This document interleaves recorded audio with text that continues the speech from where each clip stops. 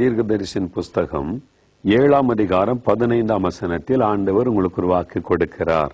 உன்னை அதிசயங்களை காண பண்ணுவேன்.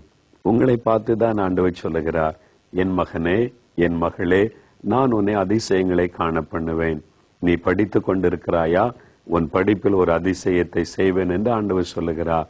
நீங்கள் விரும்புகிற ஒவ்வொரு காரியத்திலும் உங்களை அதிசயங்களை காண பண்ணி ஆண்டவர் உங்களை மகிழ பண்ண போகிறார்.